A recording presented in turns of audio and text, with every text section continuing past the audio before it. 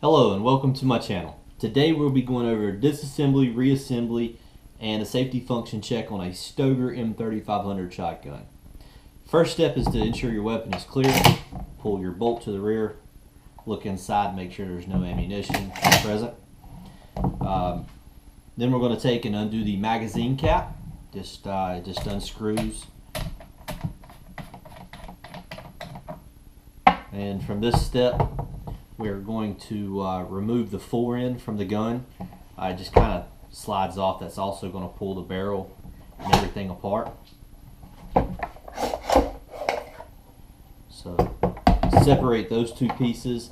You can go ahead and pull your forend off. It just kind of pulls off from the rear. You don't want to put a lot of pressure on the front. You can end up breaking the piece inside of here when it makes contact with the metal piece. Sit all those off to the side.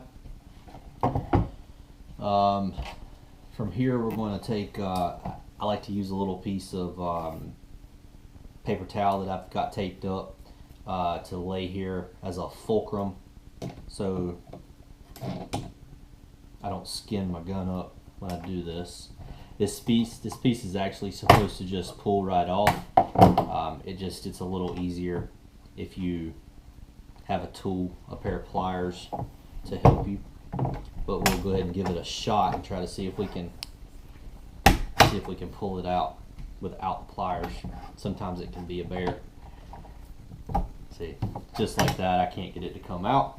So we'll use the tool again to ease that piece upward, just like so. As you can see, the barrel does have a little spring tension. Your hands are in the way. You can catch that. Go ahead and separate those pieces and lay them off to the side. Spring here comes off. If this is the first time you're disassembling this shotgun, there's going to be some really heavy grease on here, or cosmoline. You're going to want to try to get that off the best you can. If you drop this in the dirt, or you get it out in a dirty swamp, you're going to get dirt and grime all over it, and you don't want that stuff. So go ahead and get that off of there the best you can, and re-oil it with just some regular standard oil.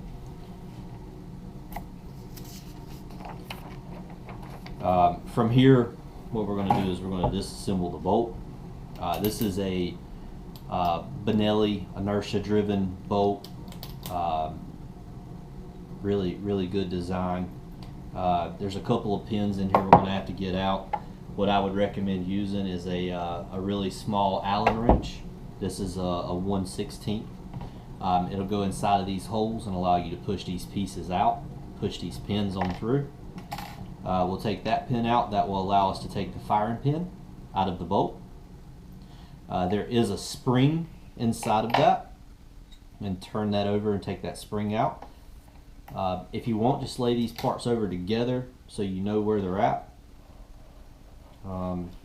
Same thing here. We're going to push this little pin out here, and then we will be able to take the bolt out. Once we take the bolt out of the bolt carrier, there will be another spring inside of there, much larger spring. And then that is, with the exception of the trigger guard, that is a fully disassembled gun. Once again, another Allen wrench. This is going to be a 3/32 or somewhere in that range. Or if you have gun punches, you can use those to take these out. So this is going to come out from the opposite side. Just push this through.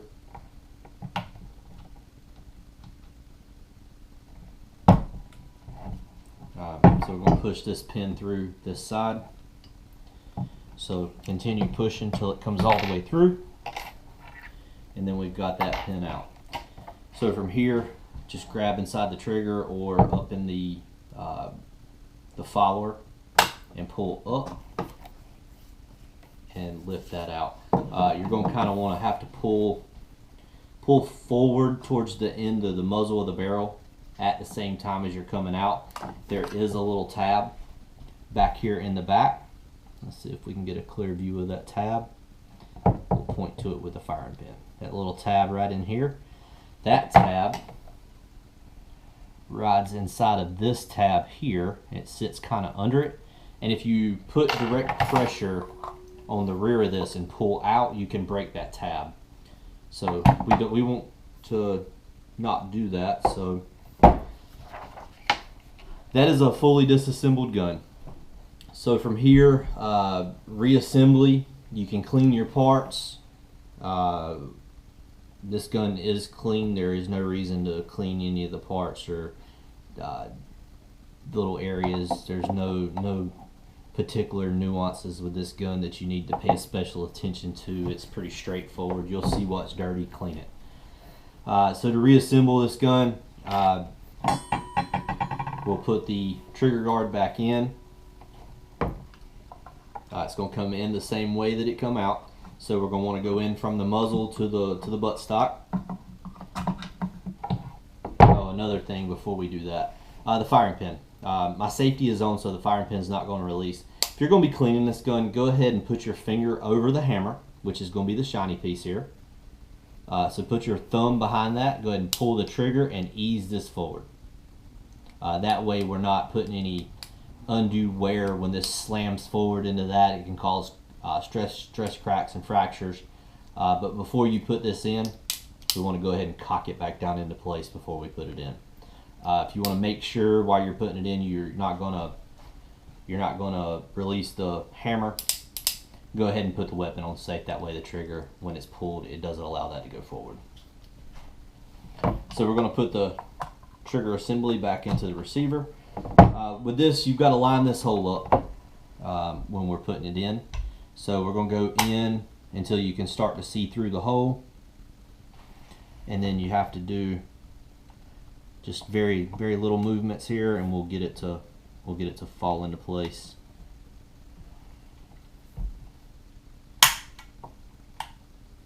What I did there was I pushed down on the bolt release, and that allows the cartridge drop lever to re-engage. If you can hear, I pushed that in. If you have your finger over the bolt release when you press the cartridge drop lever, you can actually feel it. You can feel it move. So that'll allow you to go the rest of the way in. We'll take the pin. These pins are pretty straightforward here. These pins are pretty straightforward, which ones go where. Obviously we can't put this small pin in the place of where this longer pin goes, and so forth and so on. The little pin is obviously not going to go in that place there. So pretty straightforward. There's only 3 pins, 4 if you want to include your bolt handle. This pin goes in from right to left if you've got the muzzle forward. So this is the right side of the gun, this is the left side of the gun. It comes out the opposite way. So we'll go ahead and push this pin in, and you can use your Allen wrench or your punch, if you have one, to push that all the way in, and you'll feel it when it meets a hard resistance, and that is all the way in. We'll sit this off to the side. We'll grab our bolt pieces and we'll start to reassemble our bolt. We should have 2 pins left. It's going to be the 2 smaller pins. One is a lot smaller diameter than the other. If I can get that to adjust. And it'll be obvious where they go. Same thing with the bolt. Right and left side, pins go in on one side and not the other. They all go in from right to left and not from left to right. They come out left to right. So we'll take our big herky spring here, throw that back in there. Your bolt, when you're putting it in the carrier, if you notice the lip here, that lip goes down. Flat as the bottom. So just like so. And we'll put this in with that lip right there down. So it'll go in either way. It can go in upside down, or it can go in with the lip on the bottom. But it will not, you can't get your pins in with it flipped over the other way. The other thing is your extractor. Your extractor here goes on the right hand side of the bolt. And from there we can go ahead and put our pin back in. There is two holes. There are two holes. And if I can get that pin back out, I will show you that that pin will not go in the forward hole. It goes in the rear hole there. And we'll get the pin back out, and I will show you what I'm talking about with this flipped the wrong way with the lip up. With the lip up, your pin will not go in. So if you put pressure on that and turn that around, it will actually just slide right into place. For here, we'll put the firing pin back in the bolt. Put your spring in first, followed by your firing pin, like so. We will put a little pressure down on your firing pin, and then we will put that pin back in as well. Push down on it until it is flush. You might have to have a punch or an item to push down just to make sure it's fully seated, and that one is not.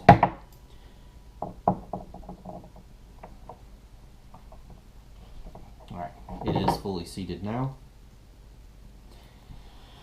And there's the reassembly of your bolt.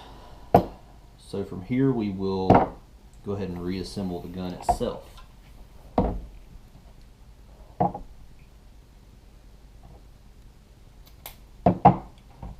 Get these pieces all laid back out. The big spring goes back over the magazine tube. From here, your bolt will go on this piece here, back in the back, and it'll look like so. This is the front, and this is the back where the bolt is. So your bolt faces forward, and then we will slide this piece over your magazine tube, like so. And go ahead and put that in, and it will lock in place. You can release that back forward. What I recommend doing is putting your hand here, hold that piece, press your bolt release, ease your bolt back forward until you have enough room that you can see your firing pin, or your bolt charging handle in view. Your bolt charging handle has some knurled knobs on the front. They go forward. Just think about how the weapon operates when you're grabbing this. Your fingers here, it's going to help you not slide off, so it obviously don't go in rearward. Also, the way the pin is there, you can't fit it in the wrong way. Just push this back down. It'll make a pretty decent audible click, and then that holds your bolt in place. From here, we will go ahead and put the handguard back on the gun. Handguard goes back on the barrel, same way it come off, and it just clips down in place. You don't have to put any kind of excessive pressure into it. And then we will go ahead and mate these pieces back together. Once you've got your gun to this far, as you can see here, I don't have it fully seated. You can grab the forward part of the barrel, give it a good push rearward, and then once you put your magazine cap back onto the gun, it will help seat those pieces back together and hold everything in place. So now that I'm starting to tighten it down, I can see that gap is fully closed. While we're here, we'll go ahead and turn this until it doesn't click. You don't think you can over tighten it, but it's not clicking anymore. And then from here we will do a safety function check on the gun. Alright, sorry about that. Had a little bit of technical difficulties. Camera went dead. So I replaced the battery and we are back in business. So we're going to do a safety function test on the weapon. Read this out of page 17 out of the owner's manual. So we're going to start with a shotgun fully assembled, which we just did. We're going to depress the cartridge drop lever and pull the bolt completely to the rear. the bolt should lock open.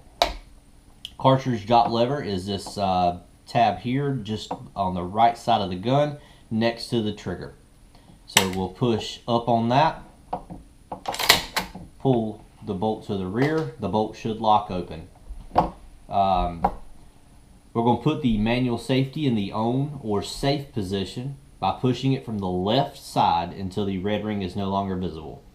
So this gun, as you might be able to see there, it is already on safe, so we'll just double check. Weapon is on safe. We're going to press the bolt release button. The bolt should close. Bolt release button is located here. Now with this camouflage gun, it might be a little hard to see.